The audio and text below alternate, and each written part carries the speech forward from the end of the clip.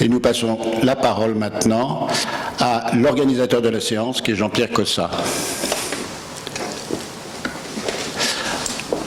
Le sujet est un sujet passionnant pour les chirurgiens viscéraux, puisque la chirurgie pariétale abdominale compte à peu près 200 000 interventions par an en France.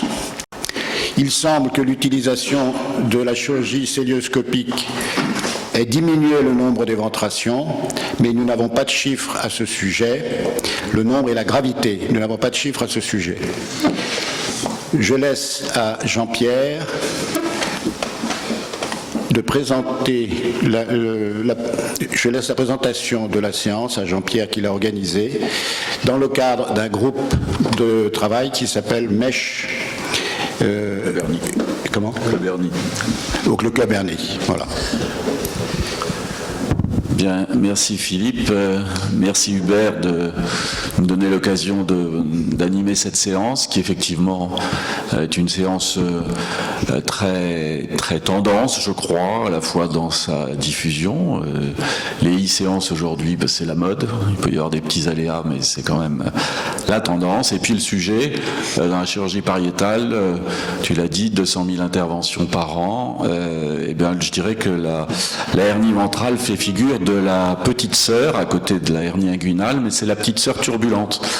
Parce que, alors que dans le domaine inguinal, les choses semblent assez réglées, assez apaisées, dans le domaine ventral, c'est l'effervescence dans les congrès, dans les articles, parce que les choses sont loin d'être définies. Et j'en veux pour preuve les recommandations qui viennent de sortir en tout début d'année 2020 de l'EHS et de l'AHS, donc des recommandations qui ont essayé d'être totalement internationales et qui ont représenté un gros travail. Plus de 11 000 publications ont écrémé, 114 études retenues, pour générer des recommandations qui sont toutes peu ou prou d'un niveau qui n'est pas un niveau fort, à l'exception d'une seule qui est de valider enfin le concept d'une réparation qui doit être prothétique lorsque le diamètre de la hernie est de 1 cm,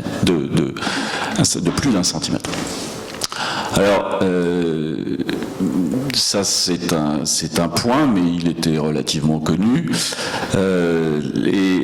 Les autres recommandations, elles ne permettent pas vraiment de répondre de façon formelle aux questions qu'on se pose pour 80% des hernies qu'on prend en charge, c'est-à-dire des hernies qui font plus de 1 cm et moins de 4 cm. Pas forcément des très grandes hernies, mais des hernies pour lesquelles il faut savoir si on décide de les traiter en laparoscopie ou par voie ouverte, si on décide de mettre une prothèse en intrapéritonéale ou en rétromusculaire, si on décide de mettre une grande prothèse et de quelle taille et avec quel débord par rapport à l'orifice hernière, si on décide de fermer le défect, et puis aujourd'hui, même surtout demain, si on décide d'avoir recours à une aide robotique pour conduire cette opération.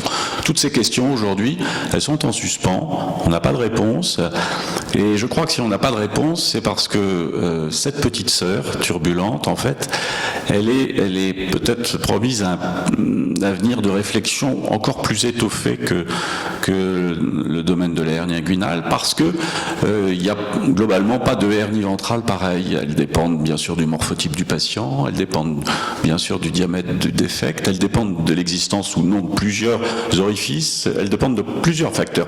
Ce qu'il faut comprendre, c'est qu'en matière de hernie ventrale, il faut avoir un panel d'interventions à sa disposition, il faut maîtriser plusieurs techniques, encore plus qu'en hernie inguinale. Et je crois que c'est un des grands intérêts de cette séance, c'est déjà de commencer par passer en revue, grâce à Édouard Pélissier, qui est une autorité en matière de chirurgie pariétale, c'est, je dirais, l'assise de la chirurgie pariétale depuis une vingtaine d'années en France, de passer en revue toutes ces techniques que le chirurgien se doit de maîtriser aujourd'hui. Voilà, donc Édouard Pélissier, si tu m'entends, si tu me vois, je te passe la parole. Est-ce que tu m'entends ? Oui. Et que nous conseillerais-tu, que retiendrais-tu de toute cette discussion ? Résumé très rapidement ce que je voulais dire. Le point essentiel, c'est que les techniques que l'on a utilisées depuis le début, depuis les techniques de suture il y a 100 ans, après l'apparition des prothèses il y a à peu près 40-50 ans, on a le grand changement, ça a été l'arrivée de la paroscopie et de l'IPOM. Le nouveau virage, ce sont les techniques, on en a beaucoup parlé déjà, donc j'arrive après la bataille, mais je voudrais simplement dire pour les techniques rétromusculaires que l'argument principal, c'est que lorsque nous avons commencé la célioscopie, nous étions tous tombés d'accord pour dire qu'il faut refaire en célioscopie ce qu'on faisait en chirurgie ouverte. Et en chirurgie ouverte, c'était les techniques de Stoppa et de Reeve, qui consistaient à placer la prothèse dans l'espace rétromusculaire ou pré-péritonéal. Et donc maintenant, peut-être que le robot a aidé à ce renouveau, mais de toute façon, avec ou sans robot, on voit très bien que dans le monde entier, tout le monde essaye de placer les prothèses dans l'espace rétromusculaire pour qu'elles ne soient pas au contact de l'intestin, comme le faisaient les promoteurs au début. Et il y a un deuxième point qui est important, c'est le fait que, si possible, ne pas fixer les prothèses. Parce que dans les méta-analyses, on constate que le taux de douleur chronique avec l'IPOM varie de 7 ou 8 à 40%. Et ça, c'est dû à l'agrafage. Et il y a une autre méta-analyse, que j'avais citée dans mes diapos, mais je n'ai plus le nom, une autre méta-analyse qui a conclu que le taux de douleur chronique est le même que l'on utilise des agrafes métalliques, des trackers ou des agrafes. Et voilà les slides. Alors la vidéo arrive là. Ouais. Je sais si on continue ou pas. C'est Philippe qui ouvre la vidéo, il faut que tu me demandes de passer Est-ce que vous voulez, est-ce que l'audience... Vas-y, fonce. Voilà la réactivité chirurgicale. Enchaîne. Alors, suivant. Qui est-ce qui a la main? Donc il est 14h30, nous démarrons. Qui est-ce qui a la main? Je rappelle simplement qu'il s'agit ici des paramètres ventrales. Ce ne sont pas les éventrations, c'est seulement les hernies ombilicales et épigastriques. Les hernies ventrales antérieures. Les latérales, c'est les Spiegel. Ouais. Et on ne parle pas de ces énormes hernies qu'on voit sur l'image. Suivant. Bon, je passe sur les herniorrhaphies, on l'a dit, suivant. Il a été prouvé, parce que la question était de savoir à partir de quand il faut utiliser, à partir de quelle taille, il faut utiliser une prothèse. Et la réponse a été donnée par une étude randomisée récente qui a comparé suture et prothèse.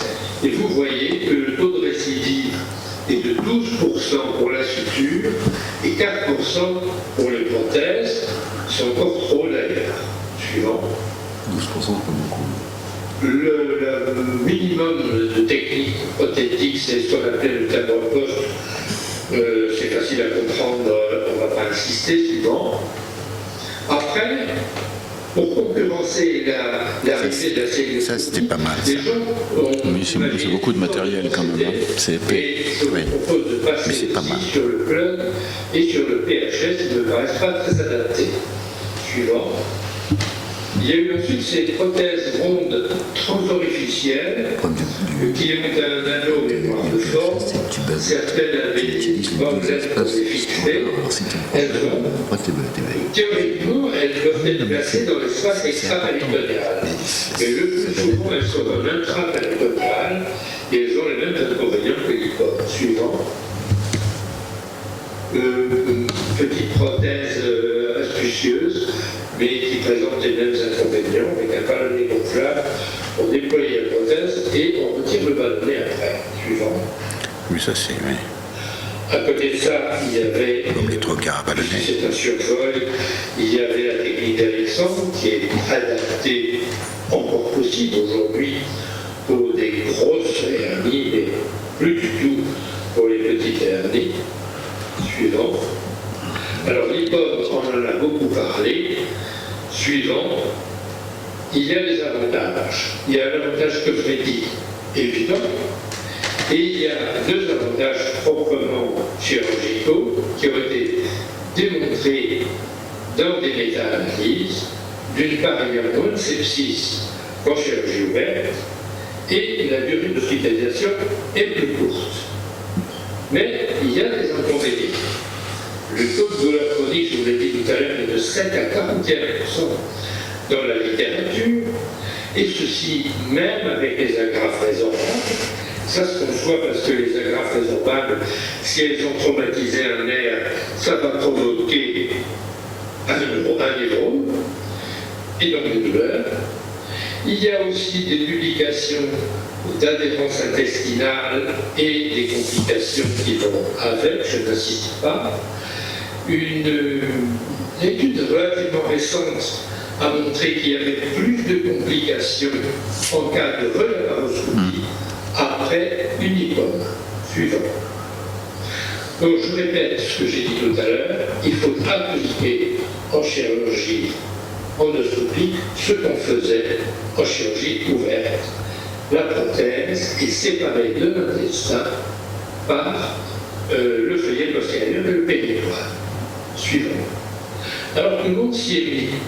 En Allemagne, Reinhold a proposé ce qu'il appelle le MILOS, qui consiste à commencer par inciser et disséquer directement au niveau de la hernie de façon traditionnelle, puis on commence à étendre la dissection de façon tout aussi traditionnelle avec des ciseaux, et à partir de là, il a mis au point des instruments d'endoscopie, des écarteurs, etc., pour continuer à disséquer l'espace rétromusculaire à travers ce petit orifice et à y déployer la prothèse. Ils ont une grande expérience. Le MILOS est une modification par la même équipe qui consiste donc à commencer de la même façon, puis on introduit un trocard optique au-dessus de la symphyse pubienne, on referme la peau et on continue à opérer alors avec des instruments purement endoscopiques. C'est tout à fait comparable, un petit peu différent. Suivant. Costa a proposé de procéder par laparoscopie, réduction d'abord de la hernie par voie intrapéritonéale, puis il pratique une moucheture au niveau du feuillet postérieur de la gaine des droits. Il y introduit une agrafeuse linéaire endoscopique pour sectionner de bas en haut les éléments profonds de la ligne blanche, en respectant la ligne blanche. C'est ce qu'on a vu tout à l'heure avec la vétère, il fait la même chose. Et Schroeder a proposé, lui, de procéder par laparoscopie avec une incision latérale. On clive ensuite en rétromusculaire, on ferme l'orifice et on déploie la prothèse. On voit sur l'image que ce n'est pas facile parce que la distance entre le point de sortie des trocards et l'incision péritonéale est très courte. Donc ça n'est pas facile en cystoscopie traditionnelle. Suivant.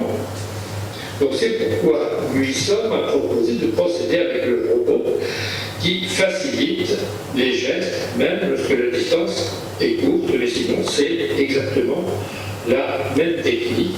Je me demande pourquoi la prothèse est floppy comme ça, pourquoi elle n'est pas bien étalée à plat, mais ça c'est une autre histoire. Suivant. Alors, certains ont essayé la voie vraiment totalement extrapéritonéale. Le premier qu'il a fait, c'est Miserez en 2002, et vous voyez curieusement que la prothèse est attachée au plafond Et encore plus curieusement, il la fixe, on voit dans le petit coin en bas à gauche, il la fixe avec des taqueurs à travers la peau. Ce qui fait que les petits tire-bouchons des taqueurs, eh bien, ils vont se retrouver au contact du péritoine. Ça me paraît pas très astucieux. Il a publié 15 cas en 2002 et depuis il n'en a plus parlé. Donc, je ne sais pas pourquoi. Suivant. Alors, le grand promoteur actuel, c'est Medianski, qui a proposé ce qu'il appelle la e-TEP.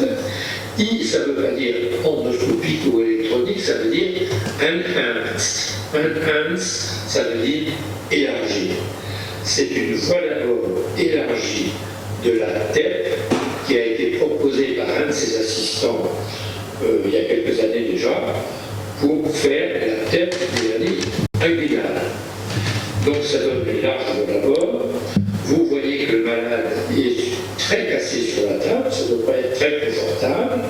C'est une opération importante avec une sonde vésicale et il faut reconnaître que cette équipe pratique la chirurgie pour les hernies ombilicales et bigastriques, mais aussi pour les démonstrations et même en faisant une composante de séparation. Alors on voit bien là, c'est la même dissection entre la tête. La tête, vous l'avez vu tout à l'heure, donc on passe, on peut passer, et on conclut que après des décennies de modifications, de tentatives, de différentes techniques, il me semble que le développement de la parétoscopie et peut-être avec l'aide du robot, est en train de modifier considérablement, peut-être de révolutionner la cure des hernies ventrales. Je vous remercie. Très bien. Bravo Edouard. Et enfin, et on aurait regretté de ne pas avoir cette revue et ce panorama très clair et qui illustre à merveille, je crois, l'ampleur des méthodes chirurgicales que nous avons à notre disposition pour réparer les hernies ventrales. Alors,